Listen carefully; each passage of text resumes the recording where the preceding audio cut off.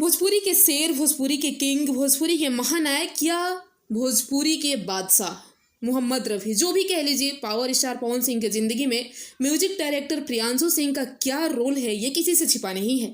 चाहे पुदीना सॉन्ग हो, हरी हरी ओढ़नी हो, पियर फराक वाली हो या धनी हो सबधन जैसे तमाम बड़े गानों को जिसमें म्यूजिक दिया है वो प्रियांशु सिंह का ही दिया हुआ है। और इस चीज़ का गुणगान पवन सिंह भी कई बार अपने मुंह से किए हैं कि प्रियांशु का मेरी ज़िंदगी में आना बहुत ही लकी साबित हुआ, और ये सही बात भी है।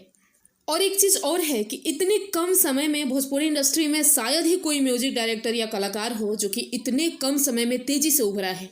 जितना स्टारडम प्रियांशु सिंह के पास है, जितनी क्वालिटी प्रियांशु सिंह के पास है, उससे कहीं ज़्यादा उनमें ये है कि उनके पास तमीज़ है, दूसरे को रिस्पेक्ट देने की कला है उनके पास, और कभी भी किसी भी चीज़ को लेकर वो विवादित ना बयान देते हैं, ना ही अपनी बखान अपने मुंह से करते हैं। सबसे बड़ी खुशी की बात है कि आज प्रियांशु सिंह को पवन सिंह जी ने पियर फराक वाली गाने के सुपरहिट होने के उपलक्ष्य में फॉर्च्यूनर गिफ्ट किया है।